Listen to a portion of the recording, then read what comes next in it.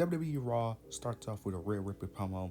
She ends up coming out to the crowd. She ends up mentioning Bash at Berlin, mentioning her victory, and mentions how she was the one that pinned Liv Morgan. Then Dominic Mysterio ends up coming out. He tries to speak, but he can't due to, the crowd constantly booing him.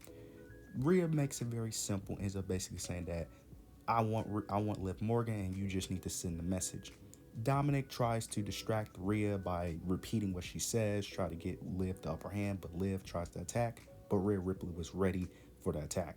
Then Rhea tries to attack and try to go after Dominic Mysterio, but Liv Morgan ends up saving Dominic once again, which led to Rhea Ripley getting caught in the ropes, and then they constantly attack Rhea Ripley.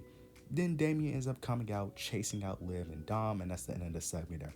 Nothing we haven't seen before, but this was an overall solid, good segment. This is, of course, building up towards Bad Blood, giving it more heat, more attention. So I love what they did here. This was a solid segment overall.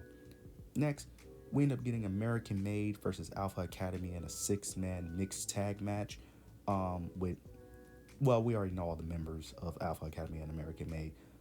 This was overall solid match, very fun match. Maxine Dupree actually looked pretty decent in the match as well, so she's clearly improving. Towards the end of the match, Chad Gable ends up interfering, distracting Maxine Dupree, which allowed Ivy Now to put Maxine in a sleeper hold, which made Maxine Dupree ends up tapping out, giving the win to American Made. After the match, Chad Gable basically calls out the Wyatt Six and ends up saying that he wants to finish them and he wants an 8-man tag match next week on Raw and a street fight, which I can't wait because that match is going to be absolutely chaotic and that match should be absolutely fun. After he calls them out, Uncle Howdy ends up coming out, the lights go off, the theme music didn't play, which was very shocking, which I actually liked.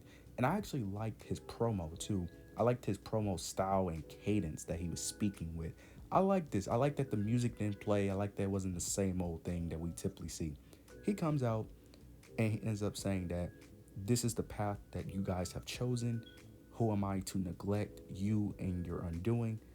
You gambled your own being, but we are here to collect your debt, and that's the end of the segment. I love what they did here. This was a solid segment. I love it. It was simple, straight to the point. I love that it wasn't the repeated cycle of the music playing and then they attack.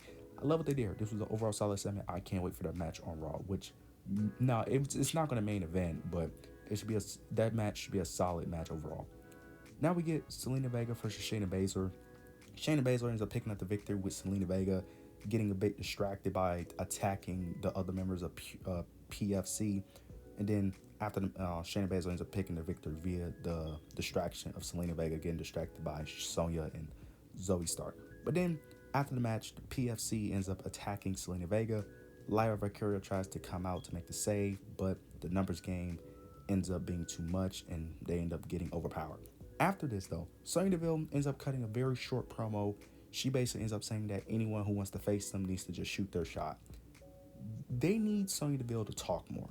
Sonya Deville talking on the microphone would do wonders for them because, in my opinion, I think Sonya Deville is one of the more underrated talkers, especially for women, and I think she could give PFC more personality, more of a character to really connect with fans, but they really need to allow her to talk more. She only talked for like 30 seconds, but that's all they need, like 30 seconds to a minute to just give them a bit more personality to get them over with fans, and I think it would do wonders. Now, we get CM Punk. He cuts a promo. He comes out with the crowd. He ends up mentioning his victory at Bash, and then he starts mentioning, he ends up mentioning Gunther. He mentions Gunther's victory over Randy Orton, but he ends up mentioning that since his business is done with Drew McIntyre, that now he wants to move on to winning championship gold, and he basically wants to go after Gunther's World Heavyweight Championship.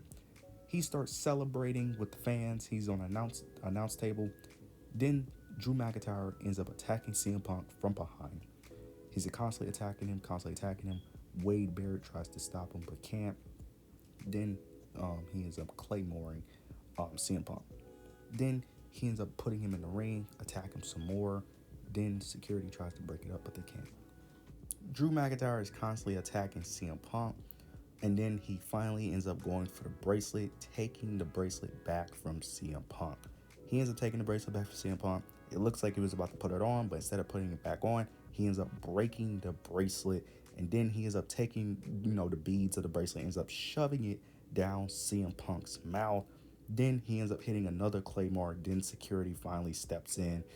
I love the stick of having Adam Pearce being an incompetent general manager and having his security be useless. I am loving that stick, bro, because it's hilarious every time. They end up putting CM Punk on a stretcher, but then they end up going towards the backstage, try to put on the ambulance, but then Drew McIntyre comes back and ends up attacking CM Punk once again, attacking him. He starts CM Punk starts bleeding from the mouth. They finally was able to pull him away. This is great. I love what they've been doing with this CM Punk and Drew McIntyre feud. This feud has been amazing. I have been loving everything they've been doing. I can't wait for that Bad Blood match. Hopefully it's Hell in a Cell, but if it's not, they got to be a last man standing something. But this feud has been absolutely amazing, and I can't wait for the match at Bad Blood, bro. I can't wait because I think that match is going to be an absolute banger. Now we end up getting one of the last matches for the qualifying match in the Fatal 4-Way for the IC Championship. Dominic Mysterio versus Ilya Dragunov versus Dragon Lee. Not going to speak too much on this match. Carlito ends up interfering, trying to help Dominic Mysterio, but then Damien ends up taking out Carlito. Then he ends up chasing out Dom out of the match. So it just ended up becoming a one-on-one match where Ilya Dragunov ends up winning. Love that Ilya Dragunov ends up getting the victory.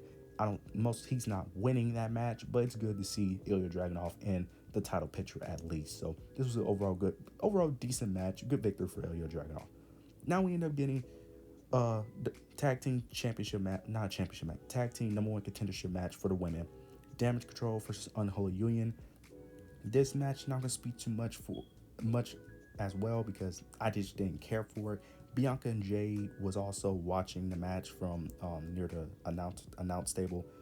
Towards the end of the match, Kyrie tries to go for an outside top rope to the outside dive, but Aladdin ends up pulling Bianca Belair towards to take the bump basically, which leads to Jade getting frustrated, ends up taking out Kyrie, which led to a 2-on-1, and Unholy Union ends up picking up the victory. So now they're the number one contenders for Jade and Bianca WWE Tag Team titles.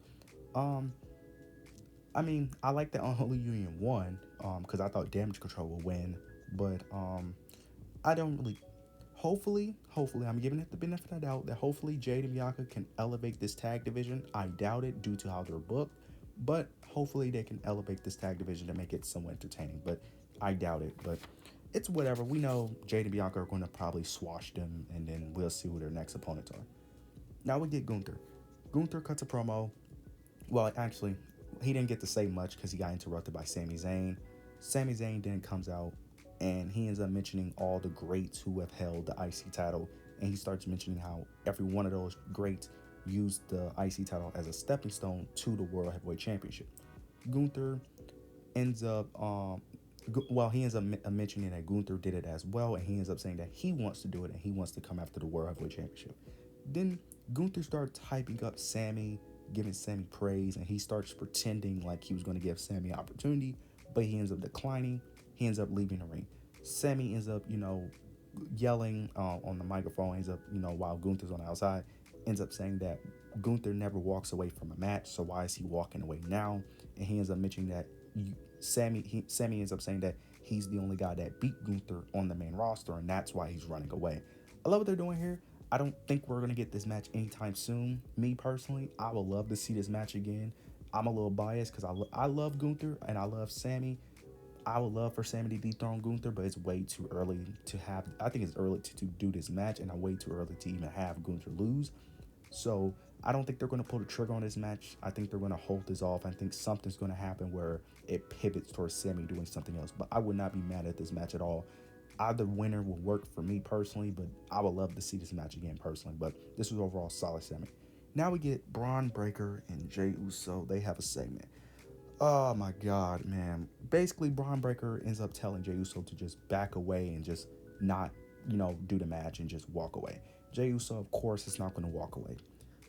Oh my God, they're already planting the seeds of Jey Uso winning next week. And no, I like Jey Uso. I wouldn't mind him losing or winning. I don't care. It's just that when he wins this match next week, all we're going to have is a bunch of Jey Uso fanboys clamoring for him to win a match that is so obvious that he's not winning. And then when he loses, they're going to cry and complain on the internet.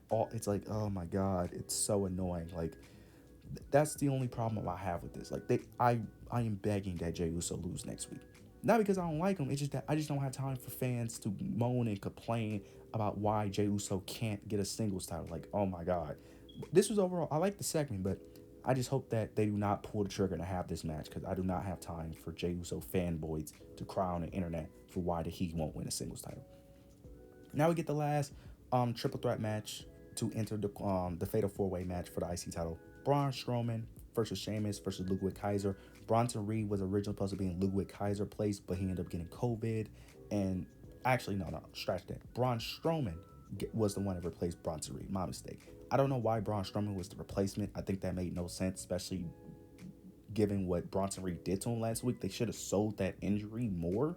I'm not saying he should have been out for like 8 months, but he should have been out for like another week or two, in my opinion. But towards the end of the match, Sheamus was up to pick up the victory, but Pete Dunne ends up interfering, ends up attacking Sheamus, continuing their rivalry, which I like. But then Braun Strowman ends up taking advantage and ends up pinning Ludwig Kaiser.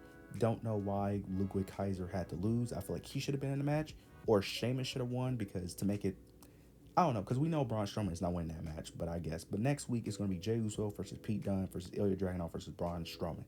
Yeah, I think it's very obvious that Jey Uso is winning next week. I am begging that it's any one of those other three besides Jey Uso, given the reasons I already mentioned. But that match should be entertaining as hell. Now we get the main event. I'm not gonna speak too much on the main event. Damian and Jey Uso versus the Judgment Day. With Finn Balor and JD McDonagh. This match got started during the opening segment with Rhea getting attacked. So Damian wanted, of course, defend Rhea. So he wants to fight the Judgment Day, which led to a tag match because Finn Balor doesn't want to fight Damian by himself. He only wants to fight him in a tag match. So it makes sense. Liv Morgan tries to interfere in the match, but Priest ends up breaking the pin. Rhea then comes out. Liv Morgan ends up mocking Rhea Ripley because Rhea Ripley was coming out on crutches. But Rhea Ripley, she wasn't faking the injury, but she was faking it how severe the injury was to Liv Morgan. She ends up chasing out Liv Morgan, which allowed Priest and Jey Uso to pick up the victory. This was a really great episode of Raw. This was really great. Everything delivered, every story got told, every division got time to shine. I enjoyed this episode of Raw. I can't wait to see what's next because Triple H been cooking. Triple H been cooking with Raw. I just hope that he could do the same on SmackDown. I just wish he could do the same on SmackDown. But overall, this was an overall really great Raw. You guys let me know your opinion down below. Make sure you like, comment, subscribe. But yeah, that's it.